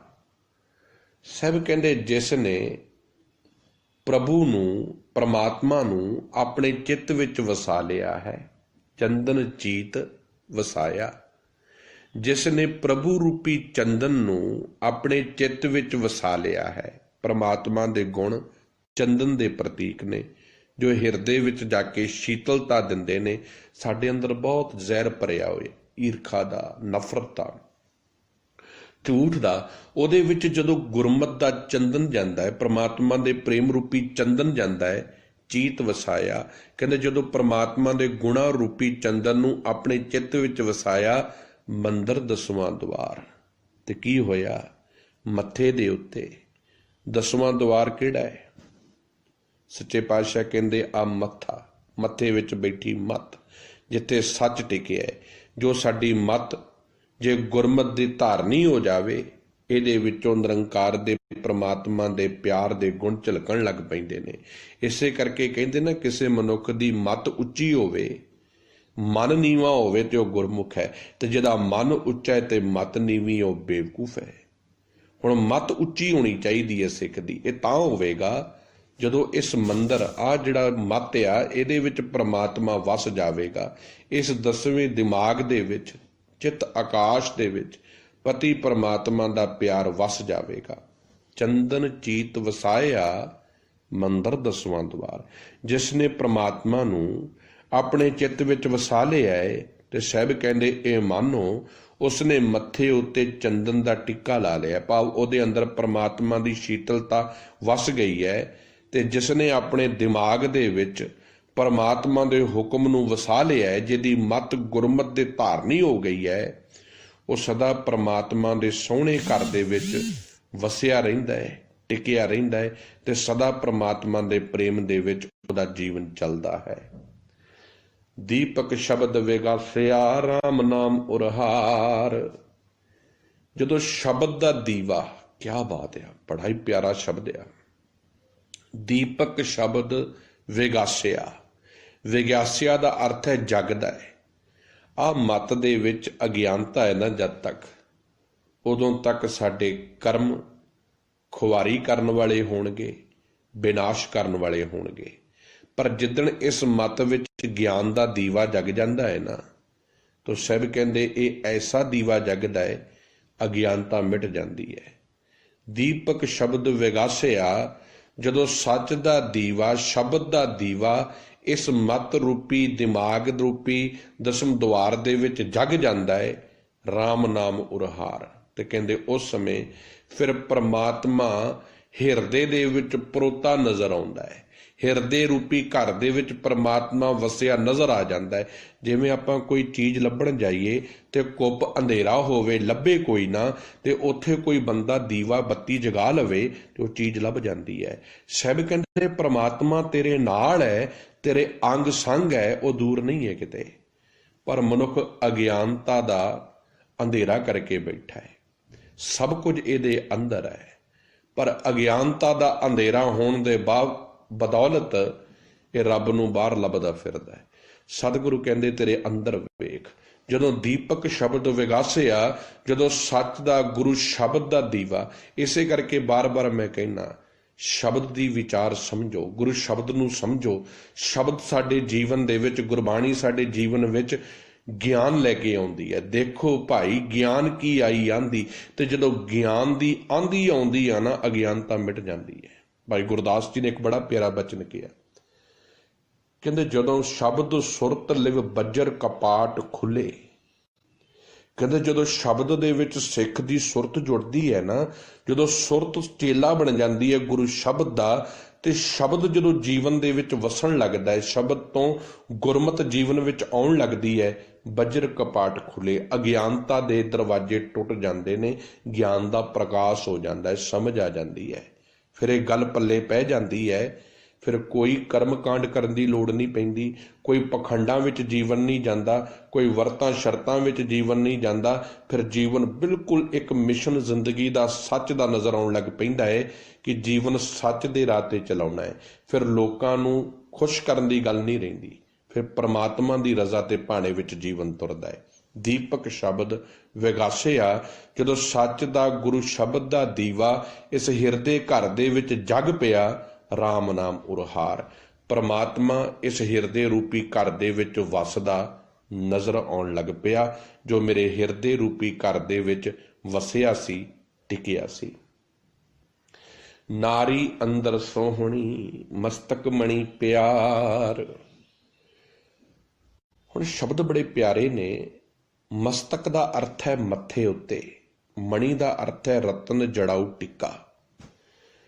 ਸਭ ਕਹਿੰਦੇ ਜਦੋਂ ਜੀਵ ਇਸਤਰੀ ਦੇ, ਇਸ ਮਨੁੱਖ ਰੂਪੀ ਜੀਵ ਇਸਤਰੀ ਗੁਰਸਿੱਖ ਦੇ ਹਿਰਦੇ ਵਿੱਚ ਸਤਿਗੁਰੂ ਕੇ ਸ਼ਬਦ ਦਾ ਗਿਆਨ ਆਉਣ ਲੱਗਾ, ਮਨ ਚੰਚਲਤਾਈਆਂ ਛੱਡ ਕੇ ਸੱਚ ਦੇ ਰਸਤੇ ਤੇ ਤੁਰਨ ਲੱਗਾ, ਮਸਤਕ ਦੇ ਵਿੱਚ, ਆ ਮਤ ਰੂਪੀ ਮਸਤਕ ਦੇ ਵਿੱਚ ਜਿਹੜੀ ਮੱਤ ਆ, ਜੋ ਮੱਥੇ ਵਿੱਚ ਮੱਤ ਆ, ਗਿਆਨ ਆ, ਦਿਮਾਗ ਆ, ਹੁਣ ਇਸ ਮੱਥੇ ਵਿੱਚ ਜਿਹੜੀ ਮੱਤ ਆ, ਉਹਦੇ ਵਿੱਚ ਪ੍ਰਮਾਤਮਾ ਦੇ ਨਾਮ ਰੂਪੀ ਰਤਨ, ਉਹਦੇ ਹੁਕਮ ਰੂਪੀ ਰਤਨ ਖਿੜਨ ਲੱਗ ਪਏ। ਹੁਣ ਇਸ ਮੱਥੇ ਵਿੱਚ ਇਹ ਗੱਲ ਸਮਝ ਪੈ ਗਈ ਹੈ, ਜਿਹੜੀ ਮੱਤ ਪਹਿਲਾਂ ਮਨ ਦੇ ਪਿੱਛੇ ਤੁਰਦੀ ਸੀ, ਹੁਣ ਇਹ ਮੱਤ ਪ੍ਰਮਾਤਮਾ ਦੇ ਪਿੱਛੇ ਤੁਰਨ ਲੱਗ ਪਈ ਹੈ। ਜਿਹੜੀ ਮੱਤ ਪਹਿਲਾਂ, ਬੜੇ ਪਿਆਰੇ ਬਚਨ ਕਹੇ ਬਾਬਾ ਕਬੀਰ ਜੀ ਨੇ, ਕਹਿੰਦੇ ਹੋ ਕੀ ਰਿਹਾ ਸੰਸਾਰ ਦੀ ਹਾਲਾਤ ਜਦੋਂ ਤੱਕੀ ਹੈ, ਕਹਿੰਦੇ ਐਸੀ ਅਵਸਥਾ ਬਣੀ ਹੈ, ਲੇਲੇ ਕੋ ਚੁੰਗੈ ਨਿਤ ਭੇਡ। ਕਹਿੰਦੇ ਲੇਲੇ ਨੂੰ ਭੇਡ ਚੁੰਗ ਰਹੀ ਹੈ। ਹੁਣ ਵੇਖਣ ਨੂੰ ਸ਼ਬਦ ਬੜਾ ਇਵੇਂ ਨਜ਼ਰ ਆਉਂਦਾ ਹੈ ਵੀ ਭੇਡ ਜਿਹੜੀ ਹੈ, ਲੇਲਾ ਭੇਡ ਨੂੰ ਚੁੰਗੇ ਤੇ ਗੱਲ ਮੰਨੀ ਜਾ ਸਕਦੀ ਹੈ, ਪਰ ਭੇਡ ਲੇਲੇ ਨੂੰ ਚੁੰਗ ਰਹੀ ਹੈ। ਬੜਾ ਡੂੰਘਾ ਗੱਲ ਬਾਬਾ ਕਬੀਰ ਜੀ ਕਹਿੰਦੇ, ਹਾਏ ਹੋ ਇਹੀ ਰਿਹਾ ਹੈ, ਸੱਚ ਜਾਣਿਓ ਇਹੀ ਕੁਝ ਵਰਤ ਰਿਹਾ ਹੈ ਜਗਤ ਦੇ ਵਿੱਚ। ਮਨ ਰੂਪੀ ਜਿਹੜਾ ਲੇਲਾ ਹੈ, ਮਨ ਰੂਪੀ ਜਿਹੜੀ ਮਤ ਰੂਪੀ ਜਿਹੜੀ ਲੇਲਾ, ਮਨ ਰੂਪੀ ਲੇਲੇ ਨੂੰ ਮਤ ਰੂਪੀ ਭੇਡ ਚੁੰਗ ਰਹੀ ਹੈ। ਮਤ ਰੂਪੀ ਲੇਲੇ ਨੂੰ ਮਤ ਰੂਪੀ ਭੇਡ ਚੁੰਘ ਰਹੀ ਹੈ। ਕਹਿਣ ਤੋਂ ਭਾਵ ਕਿ ਮਤ ਮਨ ਦੇ ਪਿੱਛੇ ਤੁਰ ਰਹੀ ਹੈ। ਆ ਸਾਡੀ ਜ਼ਿੰਦਗੀ ਦੇ ਦੁੱਖਾਂ ਕਲੇਸ਼ਾਂ ਦਾ ਕਾਰਨ ਹੀ ਹੈ, ਅਸੀਂ ਮਤ ਨੂੰ ਅੱਗੇ ਰੱਖਿਆ, ਮਨ ਨੂੰ ਅੱਗੇ ਰੱਖਿਆ। ਇਸੇ ਕਰਕੇ ਵੇਖਣ ਨੂੰ ਭਾਵੇਂ ਉਹ ਧਰਮ ਦੇ ਕਰਮ ਨੇ, ਪਰ ਹੈ ਮਨ ਮਤ ਆ। ਕਿਉਂਕਿ ਜਦ ਤੱਕ ਗੁਰੂ ਸ਼ਬਦ ਦੀਆਂ ਗਹਿਰਾਈਆਂ ਵਿੱਚ ਜਾ ਕੇ ਸਤਿਗੁਰੂ ਕੀ ਮਤ ਨਹੀਂ ਨਾ ਲੈਂਦੇ, ਭਾਵੇਂ ਤੁਸੀਂ ਰੁਮਾਲੇ ਚੜਾਈ ਜਾਓ, ਬੜੀ ਮੇਰੀ ਗੱਲ ਚੁੱਭ ਵੀ ਲੱਗਣੀ ਹੈ, ਗੁਸਤਾਖੀ ਮਾਫ, ਤੁਸੀਂ ਰੁਮਾਲੇ ਚੜਾਈ ਜਾਓ, ਪਾਠ ਕਰਾਈ ਜਾਓ, ਪਰ ਜੇ ਉਹਦੇ ਵਿੱਚ ਗੁਰੂ ਨਹੀਂ ਨਜ਼ਰ ਆ ਰਿਹਾ, ਗੁਰਬਾਣੀ ਨਜ਼ਰ ਨਹੀਂ ਆ ਰਹੀ, ਗੁਰੂ ਸ਼ਬਦ ਤੋਂ ਜੀਵਨ ਨਹੀਂ ਤੁਰ ਰਿਹਾ, ਮਨਮਤ ਹੈ। ਆ ਕੱਲ ਪਰਸੋਂ ਦੀ ਇੱਕ ਵੀਡੀਓ ਤੁਸੀਂ ਦੇਖ ਰਹੇ ਆ ਨਾ, ਕਿੰਨੇ ਰੁਮਾਲੇ ਨੇ ਜਿਹੜੇ ਗਾਰਬੇ ਵਿੱਚ ਸੁੱਟੇ ਗਏ ਨੇ। ਆ ਗੁਰਦੁਆਰੇ ਵਾਲੇ ਵੀ ਕੀ ਕਰਨ? ਲੋਕਾਂ ਦੀ ਭੇਡ ਚਾਲ ਹੀ ਇੰਨੀ ਕੁ ਕਿ 10-10, 20-20 ਰੁਮਾਲੇ ਤੇ ਇੱਕ ਦਿਨ 'ਚ ਗੁਰਦੁਆਰਾ ਸਾਹਿਬ 'ਚ ਚੜ੍ਹ ਜਾਂਦੇ ਨੇ। ਹਾਲਾਤ ਇਹ ਪੈਦਾ ਹੋ ਚੁੱਕੇ ਆ ਕਿਉਂਕਿ ਲੋਕੀ ਮਨਮਤ ਪਿੱਛੇ ਤੁਰੇ ਨੇ, ਗੁਰਮਤ ਪਿੱਛੇ ਨਹੀਂ। ਤੋ ਸਾਹਿਬ ਕਹਿੰਦੇ ਨਾਰੀ ਅੰਦਰ ਸੋਹਣੀ, ਉਹ ਜੀਵ ਇਸਤਰੀ ਸੋਹਣੇ ਜੀਵਨ ਵਾਲੀ ਹੈ। ਮਸਤਕ ਮਣੀ ਪਿਆਰ, ਜਿਹਦੇ ਮੱਥੇ ਦੇ ਵਿੱਚ, ਜਿਹਦੀ ਮਸਤਕ ਦੇ ਵਿੱਚ ਗੁਰੂ ਸ਼ਬਦ ਦਾ ਪਿਆਰ ਦਾ ਰਤਨ ਜਾਗ ਪਿਆ ਹੈ।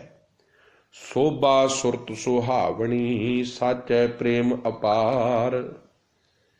ਕਹਿੰਦੇ ਫਿਰ ਜਦੋਂ ਮਤ ਗੁਰਮਤ ਦੀ ਬਣ ਜਾਂਦੀ ਹੈ, ਮਨ ਪ੍ਰਮਾਤਮਾ ਦੇ ਹੁਕਮ ਵਿੱਚ ਤੁਰਨ ਲੱਗ ਪੈਂਦਾ ਹੈ, ਫਿਰ ਸੋਭਾ ਸੁਰਤ ਸੁਹਾਵਣੀ, ਫਿਰ ਜਿਹੜੀ ਇਹ ਸੁਰਤ ਆ ਨਾ ਗੁਰੂ ਸ਼ਬਦ ਵਿੱਚ ਜੁੜਦੀ ਹੈ, ਜਦੋਂ ਫਿਰ ਸੋਭਾ ਮਿਲਦੀ ਹੈ, ਮਾਨ ਵਡਿਆਈ ਮਿਲਦੀ ਹੈ, ਇਹ ਜੀਵਨ ਸੁਹਾਵਣਾ ਨਜ਼ਰ ਆਉਣ ਲੱਗ ਪੈਂਦਾ ਹੈ। ਸੱਚ ਹੈ ਪ੍ਰੇਮ ਅਪਾਰ। ਪਰ ਕਦੋਂ? ਜਦੋਂ ਇਹ ਜੀਵ ਇਸਤਰੀ ਸੱਚੇ ਪ੍ਰਮਾਤਮਾ ਦੇ ਪ੍ਰੇਮ ਦੇ ਵਿੱਚ ਰੰਗੀ ਜਾਂਦੀ ਹੈ। ਬਿਨ ਪਿਰ ਪੁਰਖ ਨਾ ਜਾਣੈ, ਸਾਚੇ ਗੁਰ ਕੈ ਹੇਤ ਅਪਿਆਰ। ਸਭ ਕਹਿੰਦੇ ਇੱਕ ਗੱਲ ਚੇਤੇ ਰੱਖਿਓ, ਆਪਣੇ ਗੁਰੂ ਜੀ ਦੇ ਸ਼ਬਦ ਦੇ ਪ੍ਰੇਮ ਵਿੱਚ, ਪਿਆਰ ਦੇ ਵਿੱਚ, ਪ੍ਰੇਮ ਦੇ ਵਿੱਚ ਡੁੱਬ ਕੇ ਹੀ ਸਦਾ ਸਥਿਰ ਰਹਿਣ ਵਾਲਾ ਪ੍ਰਮਾਤਮਾ ਵਿਆਪਕ ਨਜ਼ਰ ਆ ਸਕਦਾ ਹੈ। ਪਰ ਜੇ ਅਸੀਂ ਗੁਰੂ ਸ਼ਬਦ ਵਿੱਚ ਨਹੀਂ ਜੁੜ ਰਹੇ, ਸਤਿਗੁਰੂ ਕੀ ਬਾਣੀ ਦੇ ਨਾਲ ਜੀਵਨ ਨੂੰ ਨਹੀਂ ਤਰਾਸ਼ ਰਹੇ, ਜੇ ਗੁਰੂ ਨਾਲ ਪ੍ਰੇਮ ਨਹੀਂ ਬਣਿਆ, ਉਹ ਪ੍ਰਮਾਤਮਾ ਪੁਰਖ ਨਜ਼ਰ ਨਹੀਂ ਆਉਣਾ। ਇਸੇ ਕਰਕੇ ਬਾਣੀ ਪੜ੍ਹਨ ਵਾਲਿਆਂ ਨੂੰ ਵੀ ਮਾਨਵਤਾ ਵਿੱਚ ਰੱਬ ਨਜ਼ਰ ਨਹੀਂ ਆ ਰਿਹਾ। ਬਾਣੀ ਪੜ੍ਹਨ ਵਾਲੇ ਵੀ ਵੰਡੀਆਂ ਪਾ ਕੇ ਬੈਠੇ ਨੇ, ਅਸੀਂ ਫਲਾਨੀ ਸੰਪਰਦਾ ਦੇ, ਅਸੀਂ ਫਲਾਨੀ ਸੰਪਰਦਾ ਦੇ ਆ, ਅਸੀਂ ਦੂਜੇ ਦੇ ਹੱਥ ਦਾ ਪ੍ਰਸ਼ਾਦ ਤੱਕ ਨਹੀਂ ਲੈਣਾ, ਕਿਉਂਕਿ ਪੜ੍ਹ ਬਾਣੀ ਰਹੇ ਨੇ ਦੇਖੋ, ਪਰ ਪ੍ਰਮਾਤਮਾ ਵਸਦਾ ਨਜ਼ਰ ਨਹੀਂ ਆ ਰਿਹਾ। ਇਹਦਾ ਮਤਲਬ ਵੀ ਗੁਰਬਾਣੀ ਨੂੰ ਇੰਪਲੀਮੈਂਟ ਨਹੀਂ ਕੀਤਾ ਜਾ ਰਿਹਾ, ਕੇਵਲ ਗਾਈ ਜਾ ਰਹੀ ਹੈ, ਪੜ੍ਹੀ ਜਾ ਰਹੀ ਹੈ, ਵਿਚਾਰੀ ਕਰਕੇ ਜੀਵਨ 'ਚ ਵਸਾਈ ਨਹੀਂ ਜਾ ਰਹੀ। ਇਸੇ ਕਰਕੇ ਉਹ ਨੇਤਰ ਜਿਹੜੇ ਨੇ ਹਜੇ ਵੀ ਵੰਡੀਆਂ 'ਚ ਖਲੋਤੇ ਨੇ। ਬਿਨ ਪਿਰ ਪੁਰਖ ਨਾ ਜਾਣੈ, ਸਾਚੇ ਗੁਰ ਕੈ ਹੇਤ ਪਿਆਰ। ਸਭ ਕਹਿੰਦੇ ਚੇਤਾ ਰੱਖੀ, ਜਦ ਤੱਕ ਗੁਰੂ ਸ਼ਬਦ ਵਿੱਚ ਤੂੰ ਪਿਆਰ ਨਹੀਂ ਪਾਉਂਦਾ, ਗੁਰੂ ਸ਼ਬਦ ਨੂੰ ਜੀਵਨ ਵਿੱਚ ਨਹੀਂ ਵਸਾਉਂਦਾ, ਪਰਮਾਤਮਾ ਰੂਪੀ ਪੁਰਖ ਬਾਰੇ ਤੈਨੂੰ ਜਾਣੂ ਨਹੀਂ ਹੋ ਸਕਦਾ। ਤੂੰ ਭਾਵੇਂ ਜਿੰਨੇ ਮਰਜ਼ੀ ਬਾਹਰੋਂ ਮੱਥੇ ਟੇਕੀ ਜਾ। ਨਿਸ ਅੰਧਿਆਰੀ ਸੁੱਤੀ ਐ, ਕਿਉਂ ਪਿਰ ਬਿਨ ਰਹਿਣ ਵਿਹਾਏ। ਨਿਸ ਅੰਧੇਰੀ ਦਾ ਅਰਥ ਹੈ, ਨਿਸ ਦਾ ਅਰਥ ਹੈ ਰਾਤ, ਅੰਧੇਰੀ ਦਾ ਅਰਥ ਹੈ ਬਿਲਕੁਲ ਅੰਧੇਰ ਭਰੀ। ਸੁੱਤੀਏ ਦਾ ਅਰਥ ਹੈ ਸੁੱਤੀ ਹੋਈ, ਜੀਵ ਇਸਤਰੀ ਸੁੱਤੀ ਹੋਈ। ਕਿਉਂ ਪਿਰ ਬਿਨ ਰਹਿਣ ਵਿਹਾਏ, ਪਿਰ ਬਿਨ ਪ੍ਰਮਾਤਮਾ ਤੋਂ ਬਿਨਾ ਰਹਿਣ ਵਿਹਾਏ, ਰਾਤ ਲੰਘਦੀ ਹੈ। ਸਮੁੱਚੀ ਪੰਕਤੀ ਦੇ ਅਰਥ ਨੇ, ਨਿਸ ਅੰਧੇਰੀ ਅੰਧਿਆਰੀ ਸੁੱਤੀ ਹੈ, ਮਾਇਆ ਦੇ ਮੋਹ ਦੀ ਕਾਲੀ ਬੋਲੀ ਰਾਤ ਵਿੱਚ ਸਭ ਕਹਿੰਦੇ ਜੀਵ ਇਸਤਰੀ ਸੁੱਤੀ ਪਈ ਹੈ, ਦਿਨੇ ਵੀ ਸੁੱਤੀ ਹੈ। ਜਦ ਤੱਕ ਇਹ ਮਨ ਮਾਇਆ ਦੇ ਮੋਹ ਵਿੱਚ ਹੈ ਨਾ, ਪਦਾਰਥਾਂ ਦੇ ਮੋਹ 'ਚ ਹੈ, ਸਮਝ ਲਓ ਅਗਿਆਨਤਾ ਦਾ ਅੰਧੇਰਾ ਹੈ, ਤੇ ਸਾਰਾ ਦਿਨ ਇਹਦੇ ਵਿੱਚ ਜੀਵ ਇਸਤਰੀ ਸੁੱਤੀ ਪਈ ਹੈ। ਤਾਂ ਸਭ ਕਹਿੰਦੇ ਫਿਰ ਦੱਸ ਕਿਉਂ ਪਿਰ ਬਿਨ ਰਹਿਣ ਵਿਹਾਏ, ਕਿਵੇਂ ਤੂੰ ਆਪਣੀ ਸਾਰੀ ਜ਼ਿੰਦਗੀ ਪ੍ਰਮਾਤਮਾ ਦੇ ਮਿਲਾਪ ਤੋਂ ਬਿਨਾਂ ਲੰਘਾ ਦਿੱਤੀ ਹੈ। ਫਿਰ ਇਹ ਰਾਤ ਸੌਖੀ ਥੋੜੀ ਲੰਘੂਗੀ, ਔਖੀ ਲੰਘੂਗੀ। ਜ਼ਿੰਦਗੀ ਰੂਪੀ ਰਾਤ ਦੀ ਗੱਲ ਕਰ ਰਹੇ, ਇੱਕ ਰਾਤ ਦੀ ਨਹੀਂ।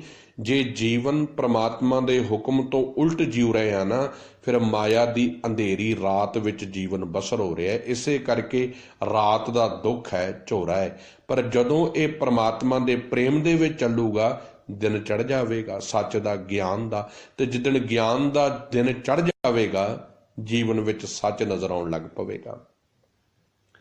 ਅੰਕ ਜਲੋ ਤਨ ਜਾਲੀਓ, ਮਨ ਧਨ ਜਲ ਬਲ ਜਾਏ। ਅੰਕ ਕੱਕੇ ਥੱਲੇ ਔਂਕੜ ਹੈ, ਜਲੋ ਇਹਦੇ ਥੱਲੇ ਵੀ ਔਂਕੜ ਹੈ ਊੜੇ ਦੇ, ਤਨ ਫਿਰ ਨੰਨੇ ਥੱਲੇ ਔਂਕੜ ਹੈ।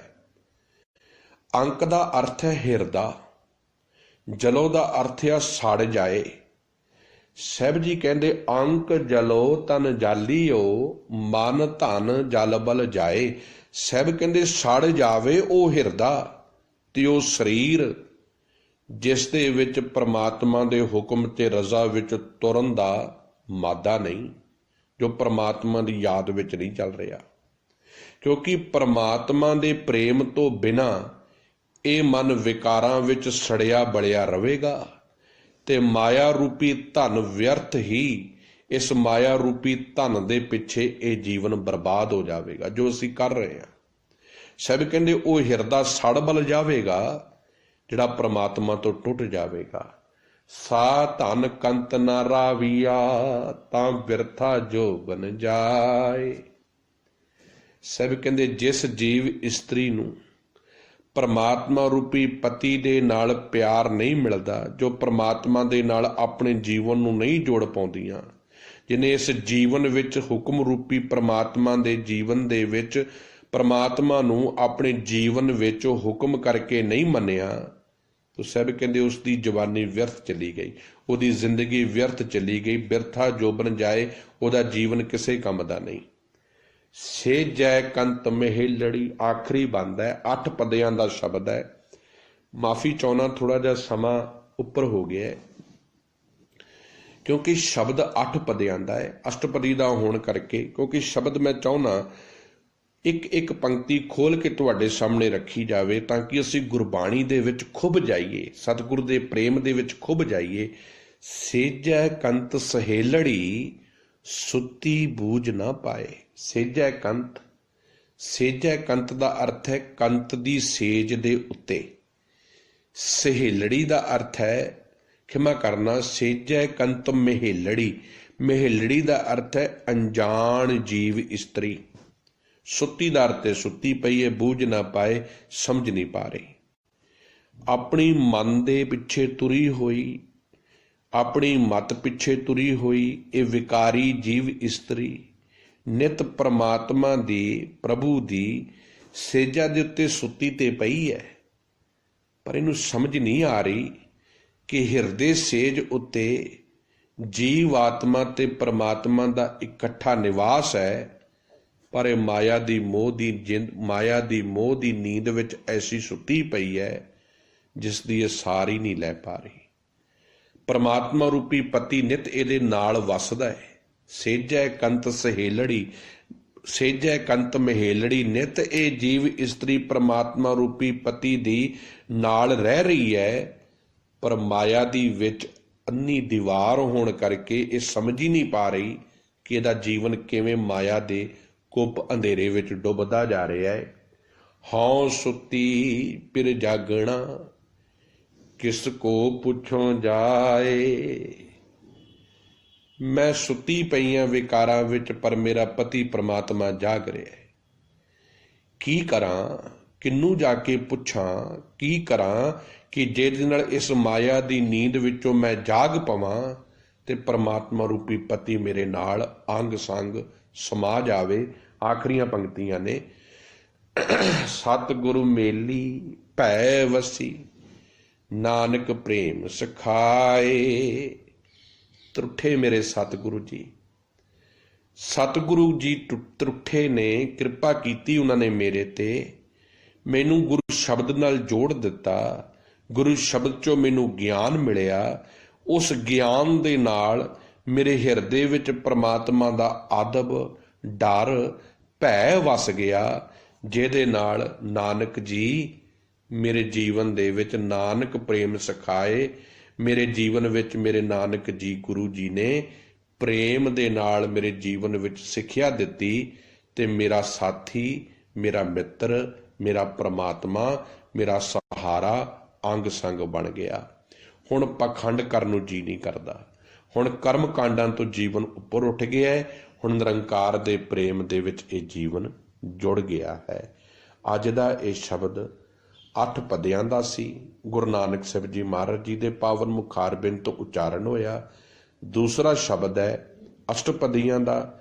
ਪਿਛਲੇ 2 ਦਿਨਾਂ ਤੋਂ ਇਹਦੀ ਵਿਚਾਰ ਨਹੀਂ ਸੀ ਕਰ ਸਕੇ ਕਿਉਂਕਿ ਸਿਹਤ ਠੀਕ ਨਹੀਂ ਸੀ। ਤੰਦਰੁਸਤੀ ਬਖਸ਼ੀ ਹੈ ਆਪ ਗੁਰੂ ਕੀਆਂ ਸੰਗਤਾਂ ਦੀਆਂ ਅਸੀਸਾਂ ਦੇ ਨਾਲ ਰੋਜ਼ਾਨਾ ਇਹ ਸੇਵਾ ਆਪ ਜੀ ਕੇ ਸਨਮੁਖ ਲੈ ਕੇ ਹਾਜ਼ਰ ਹੋਣ ਦੀ ਕੋਸ਼ਿਸ਼ ਕਰ ਰਹੇ ਹਾਂ। ਬੇਅੰਤ ਭੁੱਲਾਂ ਗਲਤੀਆਂ ਬਾਣੀ ਦਾ ਉਚਾਰਨ ਕਰਦੇ ਹਾਂ, ਬਾਣੀ ਦੀ ਵਿਚਾਰ ਕਰਦਿਆਂ ਹੁੰਦੀਆਂ ਨੇ। ਮੈਂ ਕਿਤੇ ਵੀ ਦਾਅਵਾ ਨਹੀਂ ਕਰਦਾ ਕਿ ਮੈਨੂੰ ਬਹੁਤ ਆਉਂਦਾ ਹੈ।